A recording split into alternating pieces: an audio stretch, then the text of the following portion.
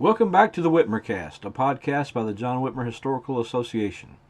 We bring you essays, interviews, panel discussions, and broadcasts related to Mormon history and restoration studies. My name is Jason Smith, and today we have an interview I conducted with Dr. David Howlett about the history and importance of the Kirtland Temple. David also shares some of his research on religious pilgrimage. David is a visiting assistant professor of religion at Smith College and is currently the president of the Mormon History Association. He is the author of Kirtland Temple, the biography of a shared Mormon sacred space. If you'd like to join JWHA or visit our entire backlog of episodes and journals, go to www.jwha.info. With that out of the way, let's get started. Well, David, thanks for joining us today. You've been on the Whitmer Cast before, and I can't imagine anyone interested in Mormon studies not knowing who you are. But for those who don't, you want to tell us a little bit about yourself? Right now, I'm a visiting assistant professor of religion at Smith College. I serve as one of the volunteer church historians for Community of Christ, and I also serve on the Community of Christ Seminary Board. And currently, I guess I'm president of the Mormon History Association. So that's a little bit about my professional life, and I'm an elder in Community of Christ. My wife's an Episcopal priest, and so we're an ecumenical family. And that's a little bit about who I am and some of my background. You're widely regarded as a scholar of Mormon sacred spaces, in particular the Kirtland Temple. Your book, Kirtland Temple, The Biography of a Shared Mormon Sacred Space, is a wonderful biography of that beautiful building. Today, we're going to dig into that work just a little bit, if that's okay. Sure. First, I was hoping we could discuss the underlying model that you use to discuss the temple's rich history, which you call parallel pilgrimage. Can you tell us a little bit more about that? Yeah. So it's been 10 years since I wrote that. But it's been parallel pilgrimage is basically kind of inspired by an idea that I saw in one of Thomas Tweed's work, which he was looking at a shrine in Miami, a shrine to Our Lady of the Exile. And he was thinking about what happened at that shrine, where you had like immigrant Cuban Catholics who would go there into the shrine. And then you'd have also dog walkers come through there. Different people like going there for tourism. And he thought something like what he called parallel ritual happening there of different things. They're not there for the same reason, but they're doing some kinds of rituals in these spaces. People from multiple groups, and some secular, some sacred. So I thought, well, that'd be interesting to think about the Kirtland Temple as a place of parallel pilgrimage, where you have multiple religious groups coming there for very different reasons. So a lot of pilgrimage literature of the 1990s, early 2000s thought a lot about contested space.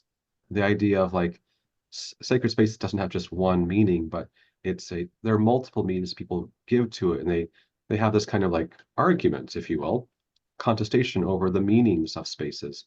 That's true whether we're talking about hosts or guests or multiple groups that are there, or the different kinds of tourism industries that grow up around sacred spaces, or sacred spaces that accrete more spaces. So it's not unusual, for instance, for a central holy shrine to then have other shrines grow up close to it, in close proximity to it. So with that in mind, I thought, this is a really interesting way of thinking about Kirtland as a central sacred space, but not one that's uncontested, where you have a minority religious group at that time, Community of Christ, that control the site at that time until 2 weeks ago.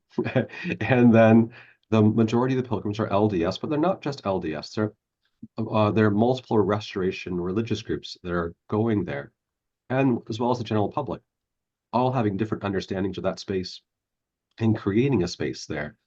And so I guess in the end, what I wanted to argue is that a sacred space like the Kirtland Temple as a parallel pilgrimage works best when there's a mutual interaction between contestation and cooperation.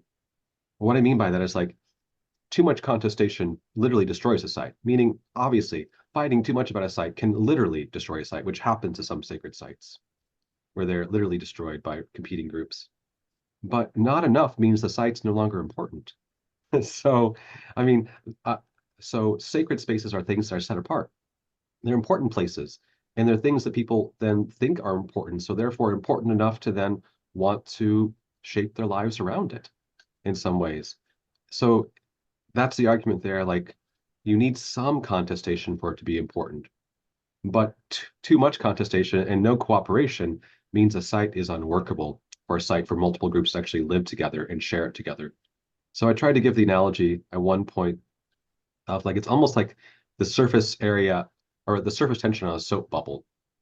Too much air pressure one way or another pops the bubble. It's a very fragile analogy, but I think it actually works as we see in somewhere like Kirtland because the sharing a space has a fragility to itself, which new dynamics can be introduced, which then creates totally different ways for sharing a site, as we will begin to see, I think, in the next few years. You talk of contestation and cooperation is really fascinating. One of the analogies that you use in the book that I really enjoyed was this. You write, imagine that a baseball team shows up on a soccer field and confronts the group playing on it. The baseball team claims the field for their own and begins putting down bases. Can you elaborate on this analogy? Because I really enjoyed this. I think that was in the beginning of my first chapter, maybe. I think I was just trying to get at a notion of you have the same field, if you will, but there are different players coming to that field thinking it should be used for different reasons. It's central, right? Everyone's wanting to play on it, but they're not necessarily wanting to play the same thing on it. So I was trying to get at a kind of something different than just saying like you have a field of relations, you have different players like a midfielder, a soccer player, a forward. They have different kinds of players on a field of relations, social relations, if you will. But I'm saying, but what if you have like people in playing different games on the same field even? And that's what I was trying to get at there. I'm not just about there's different kinds of hierarchies at sacred sites, which there are. And there are different kinds of players and different kinds of relationships, which there are. But what about different kinds of games altogether? That was trying to get at a different kind of analogy there with that idea of a kind of like a parallel pilgrimage then, rather than just a kind of a pilgrimage site like say like Lourdes, in France, a very famous, Marian shrine, one of the most famous in the world. It has all these kinds of like different levels of players, if you will, on this field, but you really don't have like so you don't have Catholic and like Orthodox or Protestant people all vying for the same place. So in Kirtland, you had LDS, members of the Church of Jesus Christ of Latter-day Saints, obviously Community Christ, Restorationists, fundamentalist Mormons, so polygamists, all coming there with different understandings of that place and claiming it in their own histories in different ways. And the LDS Church and Restorationists, even with the proximity of their sacred spaces to the temple. Restorationists, for instance, their branch is down the street from the temple. LDS, of course, established a ward down the street from the temple as well. And then LDS built historic Kirtland, and you just have this kind of accretion of multiple sites close to Kirtland Temple too. So that fit a pattern I thought more akin to a contested sacred site, where you have multiple groups thinking about it. And while it's not at all unusual in the world, it's not as noticed in the United States. While I'd say it's still happening, but I was saying this was a good example in the United States of a contested pilgrimage site. Let's talk a little bit about the original purpose of the Kirtland Temple. Of course, it was used for education, teaching, preaching, prayer, and worship. But Joseph Smith also taught that it was a place in which to recapture that which had been lost. You point out in your book that the Kirtland Temple served as an answer to the quest for divine grace after the conversion experience. Can you tell us a little bit more about that? Yeah, I think in the 19th century, to put this in a kind of like a Methodist, almost holiness context, which I think is helpful, you have a certain kind of seeking where you have a first act of grace that happens in conversion. And then there's like this search for, but is that enough? And there's a lot of people who are disappointed with what happens with their conversion after their conversion. And so they're seeking for something more than that. And out of that kind of arises within, especially what we might call today holiness movements. They're very much part of kind of this Methodist milieu of the 19th century, a quest for holiness and sanctification, and the idea of freedom from serious sin in their lives. And you see that with Phoebe Palmer's popular writings in this same era, and other people wanting more. There has to be something more than just my conversion, another act of grace. So I saw what's happening among the Kirtland saints, half of them drawn from Methodist or some kind of perfectionist background, at least half of them, we think we know from the early accounts, they carry that kind of like religious sensibility with them. So the Kirtland Temple as a place of endowment has to be understood with first in that kind of context of an endowment, a quest for power from on high. It fits very much with a notion, a similar kind of impulse that other kinds of perfectionists would have wanted. As other scholars have shown too, I mean, what makes these folks, whether they're in the British Northwest or they're in the United States, different than some of their other kinds of Methodist peers or holiness peers, is that they keep alive the idea of a desire for divine presence and miracles in their everyday life. So they had that charismatic kind of influence of earlier generations of Methodists and earlier generations of other folks from, you might say, Great Awakenings that might be going away in some Methodist churches as Methodist churches become more respectable, but they're keeping alive and they're searching for it. So I think what happens is Joseph Smith creates a place where that sanctification can happen, a temple, and kind of pulls together all these kinds of strands of beliefs about the sacredness of places and temples that Methodists have. Methodists had like going out into the woods to pray or having camp meetings in the woods being God's first holy temples.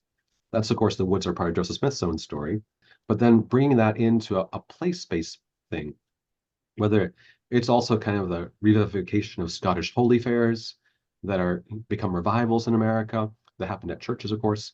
But I mean, all these things kind of come together in terms of making a place a temple, which is already an idea which these early saints have a notion to fit this into, that they build and expect a certain kind of then endowment of power, Pentecostal-like, in this place.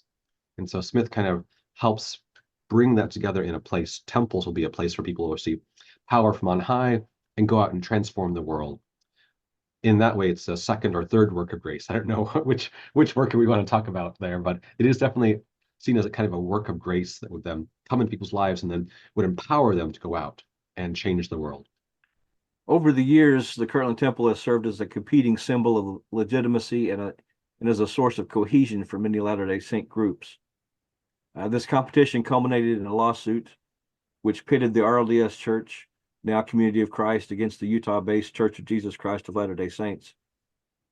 Can you tell us more about the temple as this symbol of legitimacy and how that seems to change around the 1960s with the RLDS Church's reimagination of its identity? Well, as you noted, in 1881, in February of 1881, there was a small court lawsuit that the RLDS Church brought, suing other claimants for possession of the Kirtland Temple. Those other claimants never knew the lawsuit happened because the notice of the lawsuit was published in the local newspaper, which of course none of them read. But it was an attempt by the RLDS Church to get a court to declare them the true successors of Joseph Smith's original church, and therefore the legal owners of the Kirtland Temple. As probably some of your listeners know, if they've read something of that research originally done by Kim Loving in more than 20 years ago, what actually happened was the judge took all the RLDS language about one true church, agreed with them. He took the entire language straight from the RLDS lawyer even, but then threw out the case in his last paragraph because he said, you can't decide a title to property in this way. You have to do it through other kinds of means, which would be adverse possession in this case, which is RLDS were there for 20 years. They are possessors free and clear. The RLDS in that time period, though, take that lawsuit, that language, and they then trumpet it like saying, see, we're the true church. They tried that again in the Temple Lot case as well in the 1890s. But that's how important that was to them, is they literally put on the front of the temple the original inscription, House of the Lord, built by, and then the Church of the Latter-day Saints. And then underneath it, they put Reorganized Church of Jesus Christ of Latter-day Saints in succession by declaration of court, February 1881. And so that was literally on the front of the temple in the 19th century. It stayed on the front of the temple all the way up to the sesquicentennial in 1986, when they thought it was a good time to take that down and restore simply the original wording of the temple, which was House of the Lord, built by the Church of the Latter-day Saints, AD 1834, was the actual original inscription, even though the dates 1834, that's probably the date when Church of Latter-day Saints became the name of the church. So how does this fit into the 1960s? By the time we get to the 60s, the RLDS Church is taking a leftward turn. And they're also going forward with plans for an independence temple. You have the first revelations talking about that in RLDS Canada Scripture, in which they're kind of defining the temple and what it's for. So the two go together. The idea of building temples and this kind of leftward turn, they're combining it together. By the time you get to 1986, you have had a revelation in 84 by RLDS prophet Wallace B. Smith to build a temple in Independence, Missouri, dedicated for the pursuit of peace and reconciliation and healing of the spirit, and calling women to the priesthood. So there's a definite peace and justice emphasis in the RLDS Church by that period of time. They fully imbibed a certain kind of like progressive Protestant left notion of what it is to be the church in the world. And what mainline Protestants would have been preaching in that era, they were participating in.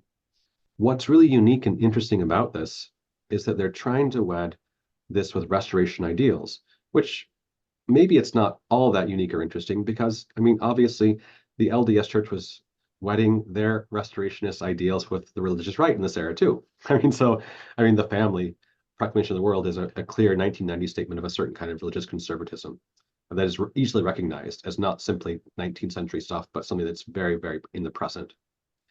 Well, what happens in 86, for instance, is that the very first peace colloquy is held in Kirtland Temple.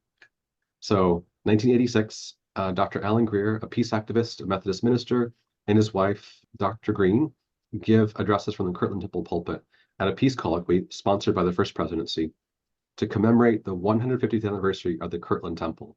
I mean, can you believe that? I mean, that just kind of illustrates this kind of wedding together of these two kinds of ideas of what the church was, what the church is, and what the church can become, of putting these two things together, that the Kirtland Temple and their theology of the temple could fit together in terms of this progressive Protestant, progressive restorationist message, if you will.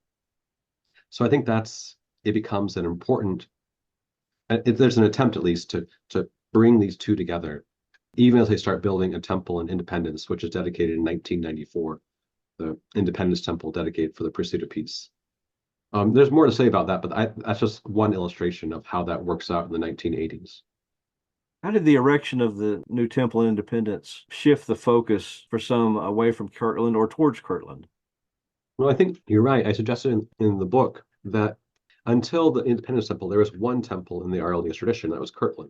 And the temple theology there really wasn't much of a temple theology in the RLDS Church, other than a knowing that we had a temple and we're going to get a temple and it's going to be great. So there was a little bit more than that, but there was, in this era, the 80s and 90s, there's really a working out of temple theology. And in some ways, the Community Christ Temple in Independence replicates the uses of the Kirtland Temple in the 1830s. It becomes a template for understanding what could temples be. So, for instance, the Kirtland Temple is a place for education, like priesthood education. It becomes a place, Independent Temple becomes a place for the Community Christ Seminary and Temple School, different kinds of priesthood education. It is a place for public worship. The Kirtland Temple in the 1830s, so too is the Independence Temple, for conferences and literal public worship in terms of Sundays at times, or for conferences. And it's also a place for church administration, where the Kirtland Temple is this kind of office space also for Joseph Smith and other folks in the church presidency. So too the Independence Temple becomes that administrative center. And I would also add that Kirtland Temple also displays artifacts in the 1830s. And so there's also a museum in the Independence Temple too. So in many ways, RLDS harken back to the Kirtland Temple for a model for the temple, even as they're trying to create this temple dedicated for the pursuit of peace. It does, though, create a kind of like almost competing center, if you will, with two temples. Recenters it back at Independence, and it is a place for a great amount of resources for that 80s and 90s community crisis dedicated for building that. It's an expensive structure, so that the church kind of pours money into an investment in the Independence Temple as a way of kind of charting a new place for it in Independence and into the future as a denomination. the shift that you talk about, you call it leftward, kind of a liberal theology. It created a schism in the community of Christ, with some folks leaving the church, some folks feeling left behind by the church. How have those folks come to view the Kirtland Temple? So, as folks who become part of what you might call a milieu of restorationists, many of them affiliated with some kind of restoration branch that will evolve into other kinds of organizations with many different names, but most of them all are kind of in a milieu and more or less know each other. And those folks see the Independence Temple as a place that's, first of all, in the wrong place. They think it should be on the Temple lot, and for the wrong purpose, dedicated for the pursuit of peace.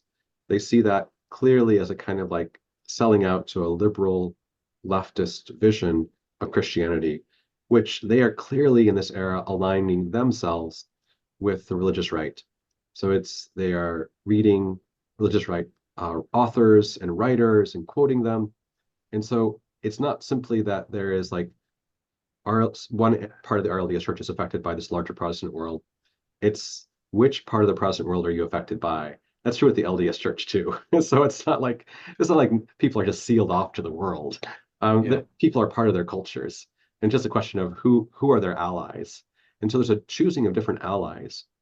And as that happens, restorationists increasingly look and elevate the Kirtland Temple as a really, really important place. It's not uncommon in the 1950s for RLDS to say the Kirtland Temple is the holiest place on earth. So restorationists kind of continue that, but they begin looking at it as a place where maybe their fractured church can be healed. And they can find unity, and they can find maybe a word of prophecy or something to help them reconstitute their church. So it's not uncommon in the early 2000s, late 90s, to have gatherings of restorationist priesthood journeying to the Kirtland Temple to have prayer services and communion services in the hopes that they'll be sanctified or endowed with power from on high to help kind of like give them strength and transform the ministry and heal their movement. So there's a lot of pleading and prayers that happens in the Kirtland Temple. And some folks feel empowered from that, but I think most folks don't find what they hope they would find. They really did feel hope that God would, some of them at least, hope that God would unveil God's face to themselves in patriarchal language, himself. And they hope to see the face of God in the Kirtland Temple. And I think for those that went there for those hopes, they were somewhat disappointed by their experiences. But I'd say they still returned again and again and again. And it became a place that's very special to Restorationist priesthood. It's mainly priesthood gatherings, but then they'd have like women's groups, they'd have youth groups. I was with one of those youth groups as a young Restorationist too, who would go to the Kirtland Temple, having prayer services there. So it was an important place of pilgrimage for Restorationists. I'm curious how that will work out in the future. As though I don't know if it's occurred to Restorationists yet, but I don't know if they realize they're not going to have access to the Kirtland Temple going forward. So I wonder how that will work out. I remember once Fred Larson telling me there was a room in the top floor of the Remnant Church headquarters, the old Chrisman High School building, that he likened to Joseph's third floor office, that where he received messages, revelations, inspiration there, and that he patterned that after Joseph and Kirtland. That's fascinating. You write in your book about how the recent openness and policies of inclusion of Community of Christ have allowed those of diverse race, gender, and sexual orientations to embrace that temple in new ways. Can you talk about that and maybe how you see that in the future? Hmm. Well, I think I had a chapter on that, thinking about like issues that Americans are arguing over in the 1960s. So, well, race never goes away as a point of argument in America with great consequences. It's from the very beginning, it still is, but there's a kind of a heightened kind of like argument in the 1960s among conservatives, moderates, and liberals over race and civil rights, of course. And in the 1960s, the RLDS Church has kind of a tepid, kind of pro-civil rights kind of stance. It's not very strong, but you do have particular leaders who are very supportive of it, and particular leaders that are not that supportive of it. But they don't have a ban on ordaining men of African descent, as the LDS Church did until 1978. So in the 1960s, Richard Hawkes, who recently passed away, he was giving tours to the Kirtland Temple as a young elder. And he would have LDS guests who would be really surprised. They were getting a tour from a Black man who they assumed wasn't from the United States. They'd ask him, "Are you from, which island are you from?" Assuming he had to be from the Caribbean, because surely there was no one who was African American who was RLDS. So there are all kinds of there's all kinds of levels there of going up. What was happening there? And he had generally a pretty positive experience, but also ran into some trouble at times when he had some LDS guests at times refuse to enter the temple because they saw the temple as defiled by his presence.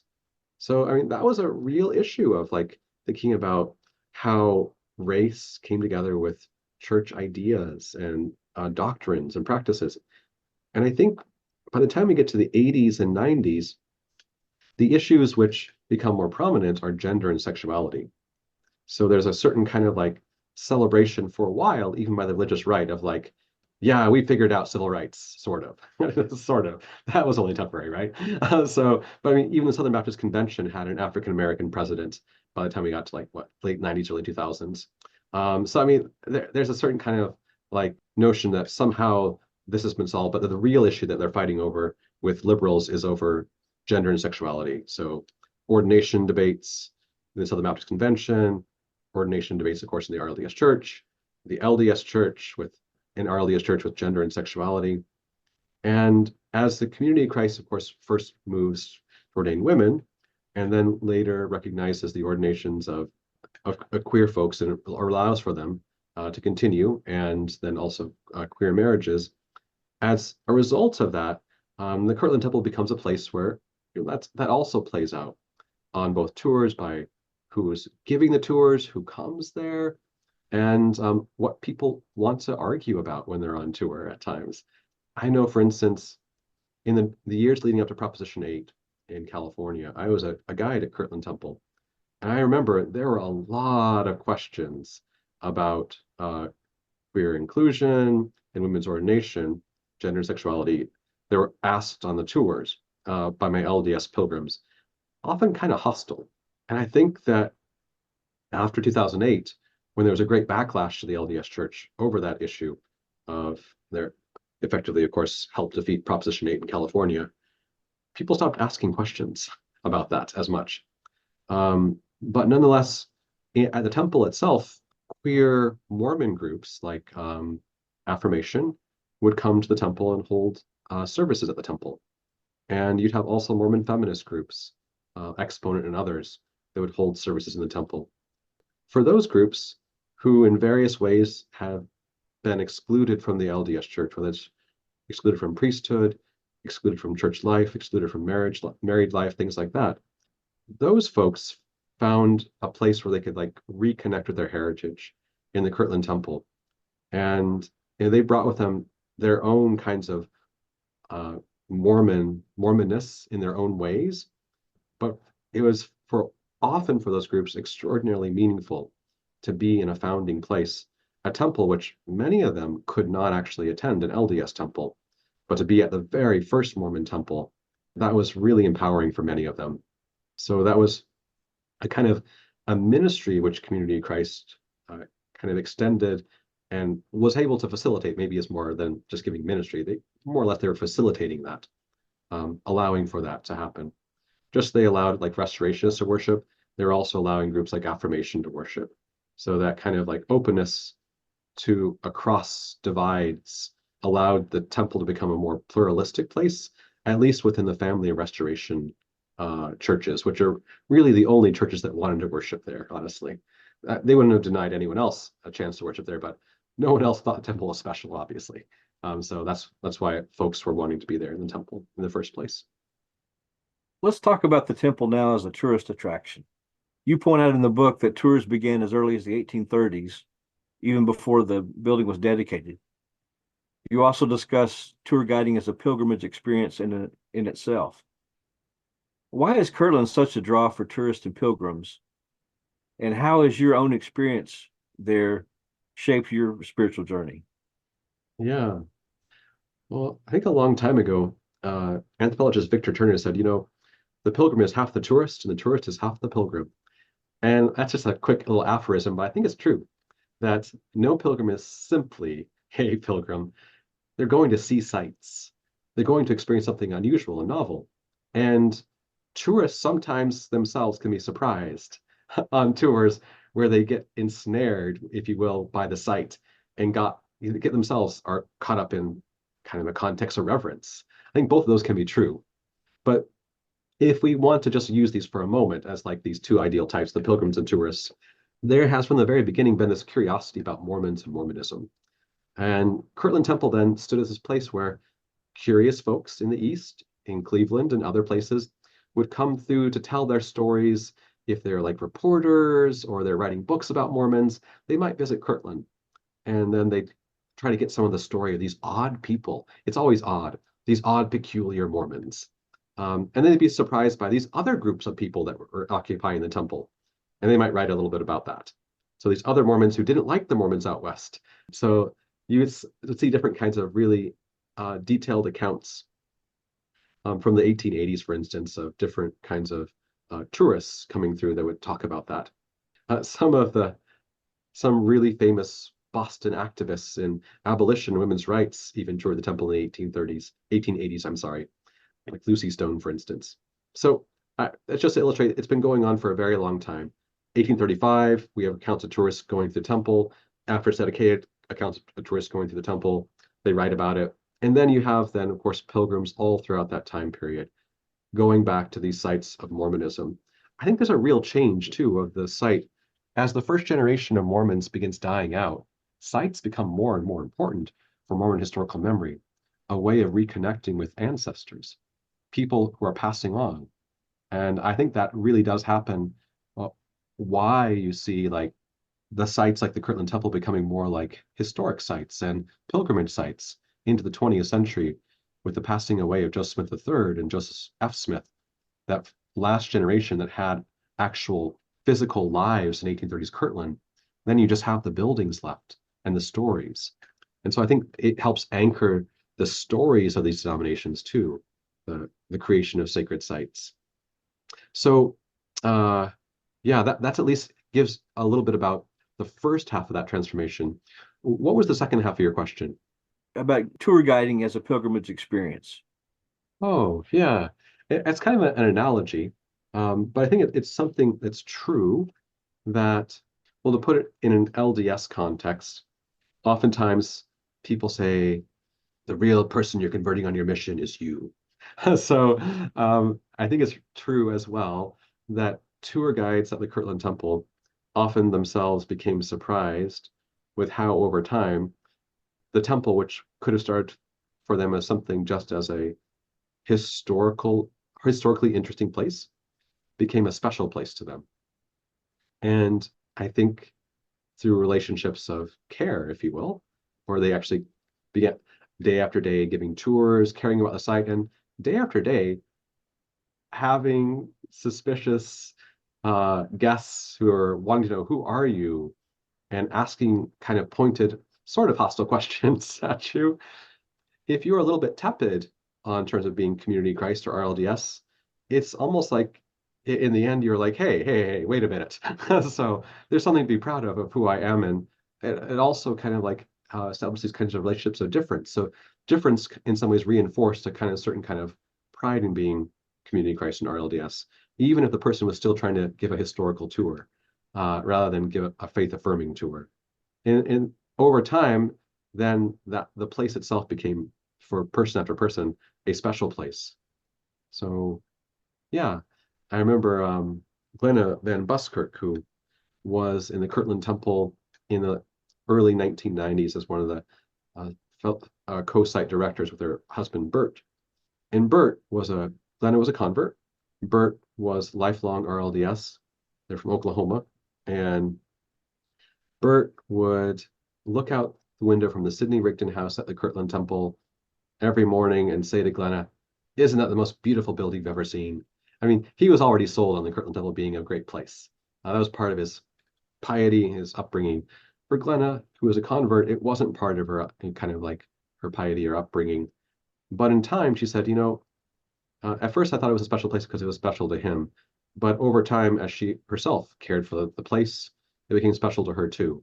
So I kind of use the analogy, it becomes almost like a pilgrimage in itself, a journey to something that's sacred while guiding itself. So guides themselves are transformed in the process of giving tours to the temple.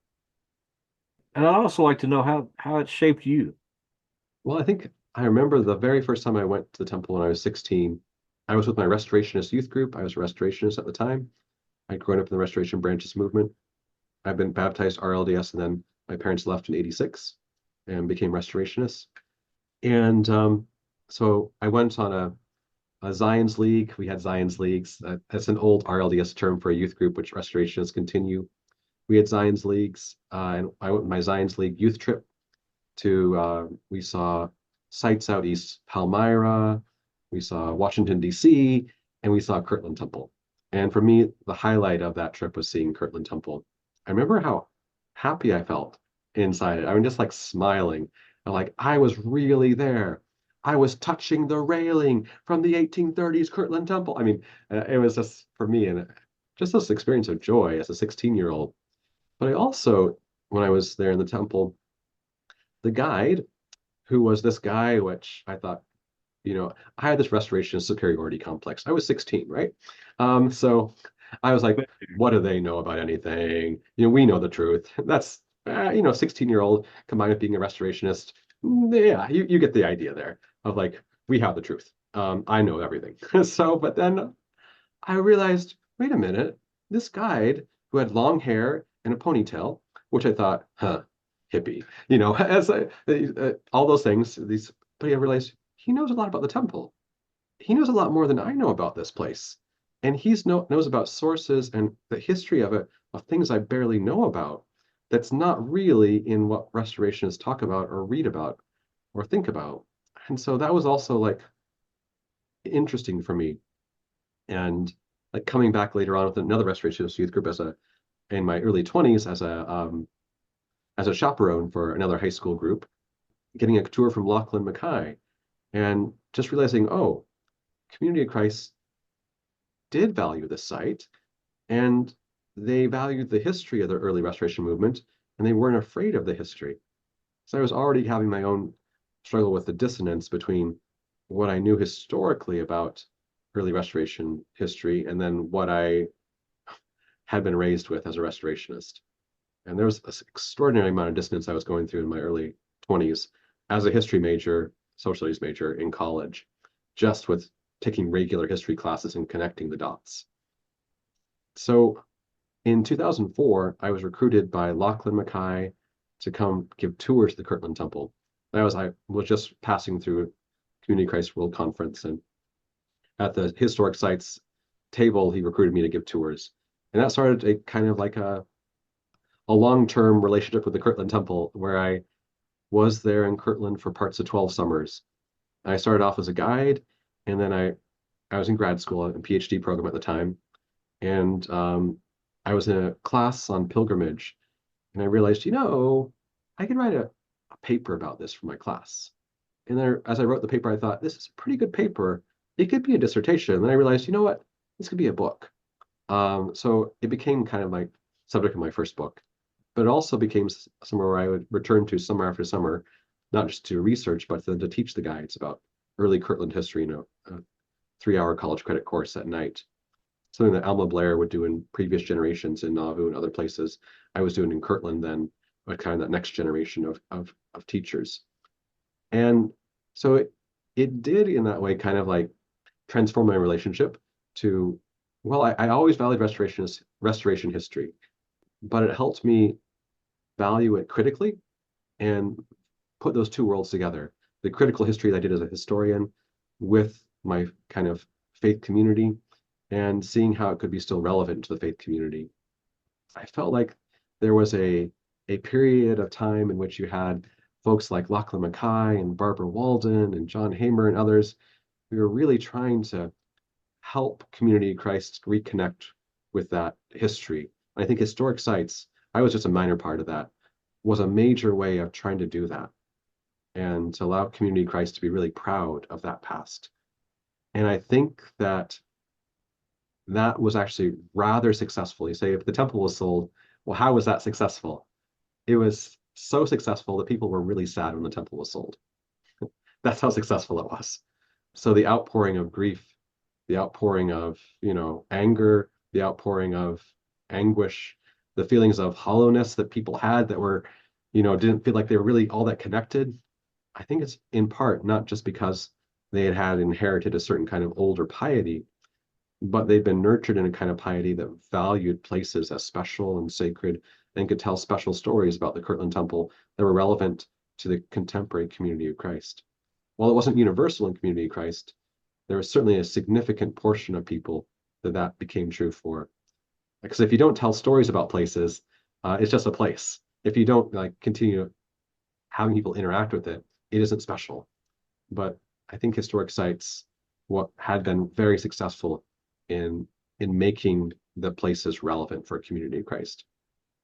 You've mentioned the recent sale of the temple a couple weeks ago. With that news still being kind of fresh, how do you feel about it as a historian, as a member of Community of Christ, as someone who's devoted so much of your life to telling the story of this edifice?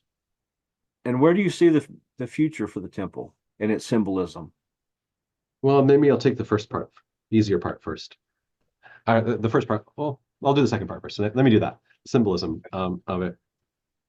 I do think it's going to be extraordinarily hard for Community of Christ to keep the 19th century history relevant in the contemporary Community of Christ with historic sites, both Kirtland and Nauvoo, gone as places to visit.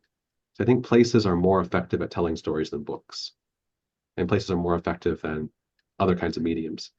That there's a difference between it just says mediums of communication are probably still more effective face to face than other kinds of things. So facing the place is probably more effective than other kinds of things of reading about the place. So that will be a challenge for Community of Christ. And I think it's a challenge that is going to be, it's not unimportant because Community of Christ still has a temple in Independence, Missouri. They still have a first presidency. They still have 12 apostles. They still have a Melchizedek priesthood, and they still have an Aaronic priesthood. You can't explain these things, which are 19th century oddities, except reference to the 19th century and Joseph Smith in particular. I mean, these are all things which have not gone away and are still present in Community of Christ. And they are the channels, literally the channels of power in the denomination are structured by the 19th century. The World Conference, it's a product of the 19th century too. So I think it'll be a challenge for Community of Christ to be able to continue making that past relevant, but also then they're going to be forced to do that just because of who they are. People are not going to stop confusing them with the Mormons, if you will. That's part of being Community of Christ. It's a tension you have to live with. That's life. So and people might want to run away from that. I understand the kinds of the deleterious effects of that in people's lives, but it's part of having that heritage and being in an organization like Community of Christ. I hope that they can come to a place where they value more of that heritage in the same way that Episcopalians value their heritage with no problem. Methodists do too. I should say Episcopal clergy do, Methodist clergy do. Individual Episcopalians, I'm not sure. But I hope Community of Christ clergy, if you will, priesthood, and people who are leaders can continue to value that past in important ways and come to a more, I'd say, more mature position as like other denominations can. It's possible. So that's at least my hope and a little bit of a critique, I guess. So that goes along with that. Your first part was about my feelings about the sale. Yeah, I mean, I was really sad, obviously, because of I care about these places and sad about what could happen in these places. Like, it makes me sad to think that there may not be places for queer Mormons to gather anymore in a temple, like that they can connect with their Mormon heritage. That was a real tangible ministry of Community of Christ to a much larger group of people than we will ever be. So that makes me sad that that pathway of ministry is kind of no longer there. in the same way, at least.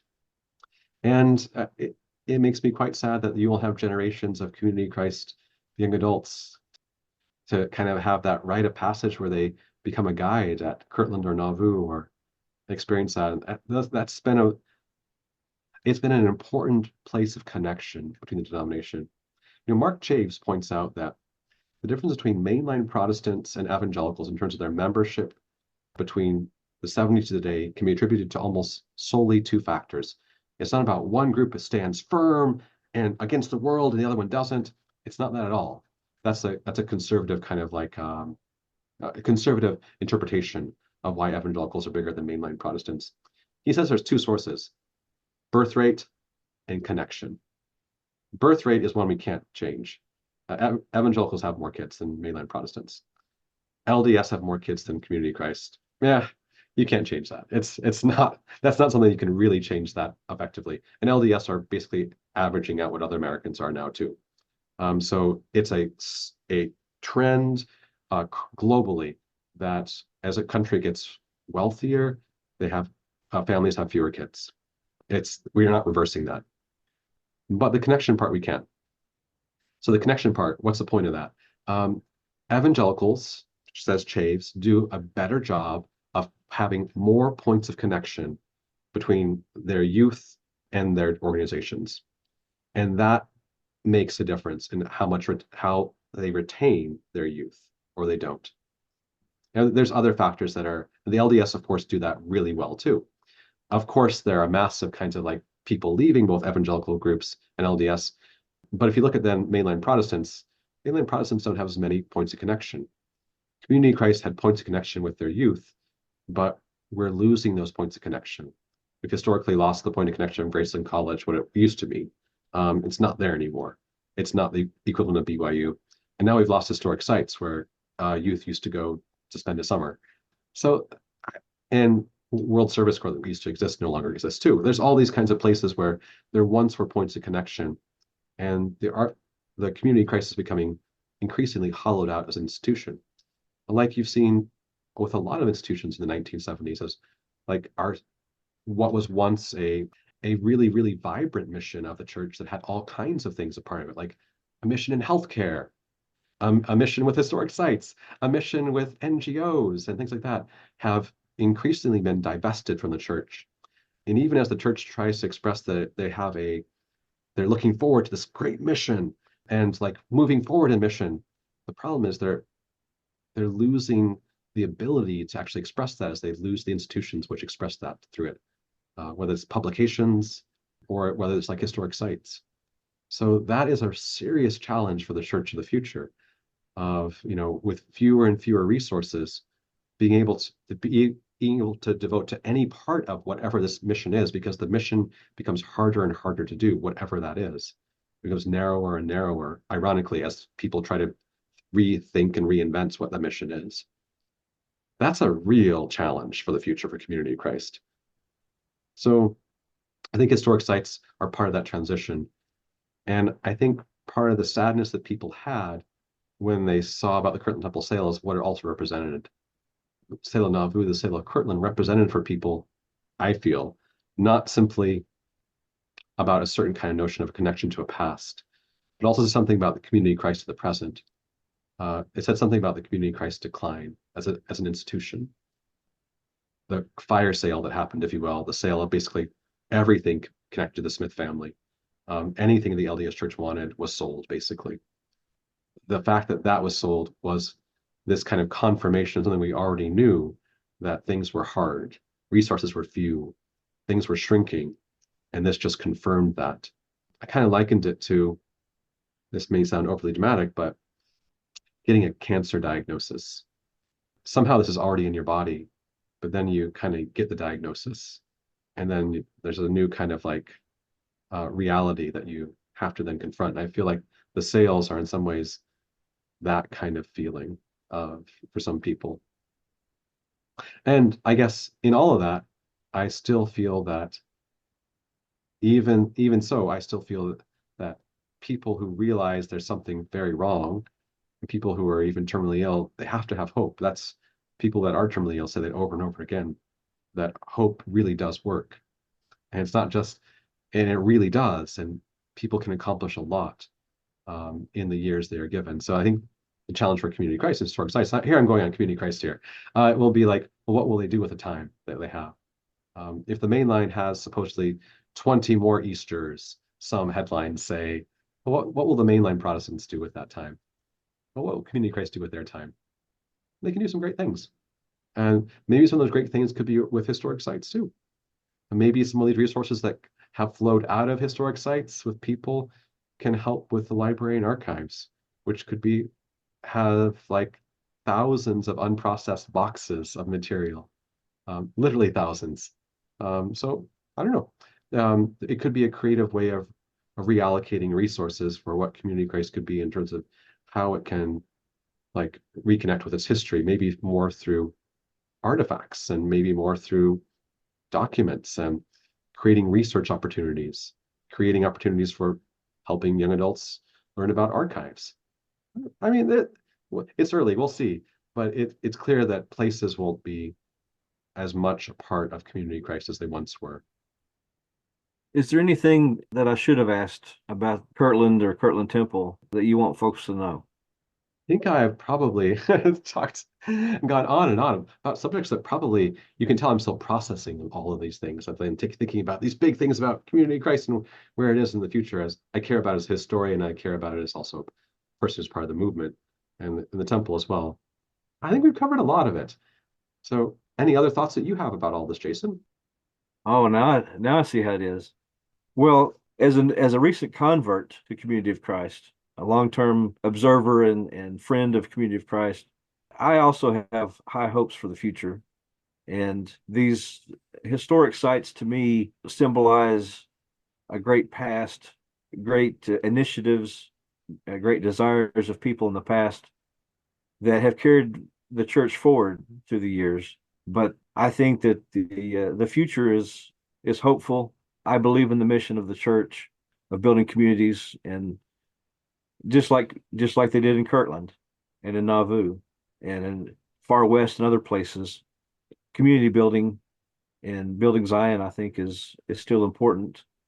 Even though I may not be as rooted in the Zion theology as some folks are, I still believe that it's important. So here we are. We're also not just commenting on things, we are primary sources for other historians. There, one last question. What are you working on now? Well, supposedly I'm working on my MHA presidential address. I tried to do that this morning, and I'm trying to bring together, we'll see if this happens, like three stories I've been working on for a while. I want to think about this kind of leftward turn in community Christ and think about like three examples of this kind of attempts by community of Christ, our earliest church in the 70s, especially 70s and 80s, to give new life to projects of the new left and the religious left of the 60s and 70s in their denomination. And I look at that in terms of like feminist consciousness raising groups in the 70s who become advocates for member ministry and women's ordination as well. And like they are all out advocates for transformation in society around women's issues, as well as the church for a new kind of inclusiveness in the church. This happens, of course, in the earliest church in the 70s and 80s with groups like Aware and others.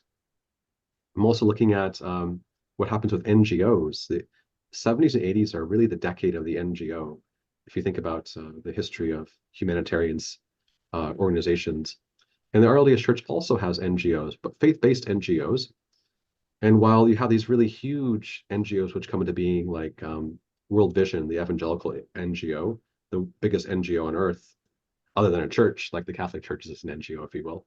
But you also have like some really interesting NGOs which carry on the legacy of the 60s.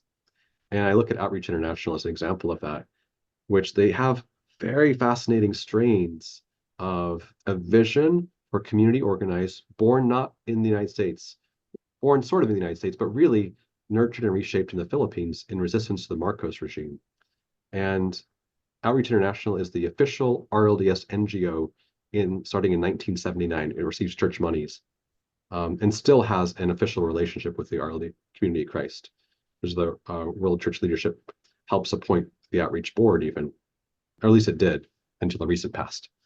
So, I mean, that's another expression of this. And the third expression is I'm looking at an example of failed collaboration with the Red Power movement, an example of a 1978, the longest walk started by AIM, the American Indian movement, that goes across the United States and goes to Washington, D.C. with certain kinds of then asks as to defeat bills that would like seriously compromise the sovereign rights of Native nations and to seek for more recognition and rights for Native peoples, especially dealing with land. And they stop in Kansas City, and wouldn't you know, there's a failed kind of like collaboration between AIM and the Kansas City Stake, which they have office space for a while, they share it, and it all then ends up going bad. And then they get evicted, and AIM, it gets really, there's almost like a fight going on. But this fascinating upshot of all of that is that one of the AIM activists, the leaders in the movement, walks away from that experience having what he says a new appreciation for Mormons. And that, of course, like strikes a dagger in every RLDS person's heart because it's like he didn't understand there was a difference, but he didn't. But he has all these ideas about Mormons and boarding schools and the student placement program. That's the LDS Church. But then he's like, oh, but these people were standing up for rights and they were helping out, and so I mean, yes, LDS Church, you're welcome. So the LDS Church's gift for you is they got confused with you. And an AIM activist leader has a very favorable impression of you until so anyways, I want to tell those stories of pointing out how the RLDS Church is a way of kind of like nurturing kinds of some of these ideas when formal organizations like Students for Democratic Society or Student Nonviolent Coordinating Committee, they collapsed in the 60s and early 70s. People say, oh, the left, it's a time of disorganization, the rise of the right in the 70s and 80s. I want to point out there are ways in which people are nurturing in small ways these kinds of justice-oriented pathways that are very much shaped by religious communities where people are connected together. And in a small denomination like the RLDS Church, everyone in all these movements know each other and they support each other and they help out each other in these movements. So I want to tell that story. So that's what I'm trying to do right now. And that's coming up soon. Do you want to give a plug for MHA? Sure. MHA will be the second week of June. It'll start on the 13th. That's a Thursday of June and go through Sunday. MHA, of course, one of the featured things that will happen at MHA this year will be we have Elder Kyle McKay will give the Thursday talk to begin the conference. And he'll talk about it. We thought it was just about Joseph Smith properties in the house.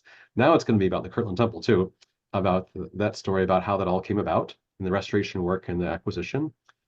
And then on Friday or Saturday, I think Friday, we have our featured talk by a distinguished scholar, Robert Orsi from Northwestern University, best known for his kind of like work on lived religion in America and American Catholics. Fantastic books. I think anyone who does American religious histories read one of his books or been influenced by Orsi in some way. And he'll give a talk. And we'll have additional talks on like the Book of Mormon in Kirtland. Janice Johnson will talk about that, of like use by early saints in early Kirtland. We'll have Jenna Reese talking about, as a featured speaker, about a continuation of our Next Mormons project. She's a new round of surveys that are out. And what do we know about people who stay, who go, who leave the LDS Church, who stay in the LDS Church? How are their politics practices changing? We'll also then have a panel by scholars of color who study Latter-day Saints and on the subject of why we study this and why we write is the title of the panel. It's organized by Ignacio Garcia from BYU. And I'll give the presidential address. We'll also then have a devotional in the Kirtland Temple led by Barbara Walden, the former director of the Kirtland Temple, the current director of the Community Christ Historic Sites Foundation. She's going to talk about the different caretakers of the temple over time. So you don't want to miss that one. If there's one talk to come to, it's that one. So I would, space is limited. That's on a Sunday morning, but I would definitely come for that talk. Okay. If people want to get in touch with you, how can they do that? You can contact me by my school address, dhowlett at smith.edu. You can look me up on the web too, on my website, and contact me through that. But yeah, I'd be happy to talk. Okay. David, thanks again for making time for us today. Well, thanks for listening to my ramblings. So great to be on the Whitmer cast once more. All right, thanks. We want to thank you for tuning in to the Whitmercast. John Whitmer Historical Association is an educational nonprofit institution. For more information, visit www.jwha.info, where you can meet our team and join the association, read past issues of the JWHA Journal, and get updates on upcoming conferences and events. Our theme music is I Love to Tell the Story, composed by Tom Moraine. This podcast is a production of John Whitmer Historical Association, all rights reserved.